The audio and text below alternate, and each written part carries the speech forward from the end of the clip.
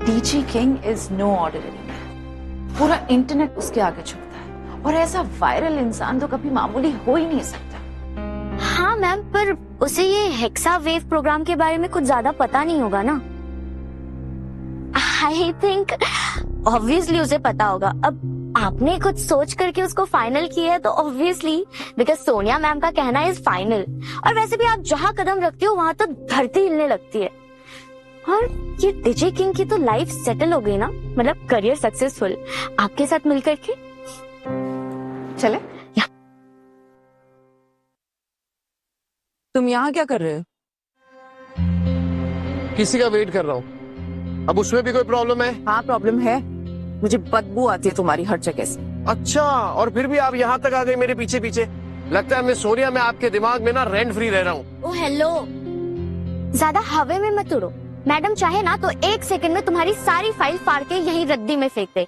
और तुमने कंपनी के साथ गद्दारी की है। गद्दारी? तुम पागल हो गई हो क्या? System crash, bugs, system collapse, ये सब तुम्हारे जाने के बाद हुआ। तुमने मेरी कंपनी को चीप कोडिंग के कचरे से भर दिया। Are you serious? Cheap? Miss Sonia, मैं वो हूँ जिसने आपकी कंपनी के फाउंडेशन को खड़ा किया है। और तुम हो कौन? सिर्फ नाम की सीईओ, एक खोखली कुर्सी पे बैठी वो रानी जिसकी अपनी बाप की छवि के बिना कोई पहचान नहीं है। जबान संभाल के बात करो, मैडम से बात करने की तमीज नहीं है। अब दिखाती तुम्हें तुम्हारी औकात।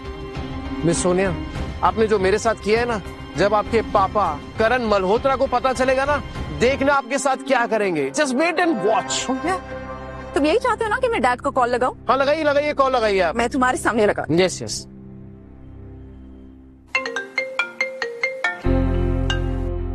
हाय सोनिया। मैंने एक कामचोर निठल्ले एम्प्लॉय को कंपनी से निकाल दिया है। मैं सोची थी मैं आपको बता दूं। सोनिया, तुम कंपनी के सीईओ हो, कोई भी डिसीजन ले सकती हो, मगर एक बात बताओ, वो एम्प्लॉय कौन था? सर टेक तंत्र की डायरेक्टर अनिशा मैडम आ गई है। अर्जुन बांकर डैड। सर टेक तंत्र के डायरेक्टर अनिशा मैडम आ गई है। अर्जुन बांकर डैड। सोनिया, एक इम्पोर्टेंट मीटिंग में जा रहा हूँ, बाद में फोन करूंगा। सुन लिया, मेरे पापा के दिल में तुम जैसे एम्प्लॉय की कोई इज्जत नहीं। मुझे निकाल कर तुम लोग अपना ही नुकसान कर रहे हो। नुकसान? उल्टा तुम्हारी वजह से मेरी कंपनी को लॉस हुआ है। तुम जैसे कामचोर इंसान की वजह से लॉस ही होगा मेरी कंपनी को। क्या था? कामचोर? ओह हेलो मैडम, ये जो तुम्हारी कंपनी इस मुकाम पर पहुंची है ना, मेरी बदौलत पहुंची है। दिन रात खून पसीना एक किया है मैंने इस कंपनी के लिए। खून पसीना एक किया है तुमने, लेकिन अपनी गेम खेलने के लिए। ये कंपनी मेरे पापा की मेहनत से ऊपर आई है, उसका क्रेडिट लेने की कोशिश मत करो, तुम समझे? ओहो, क्रेडिट? मैं कोई क्रेडिट लेने नहीं आया हूँ।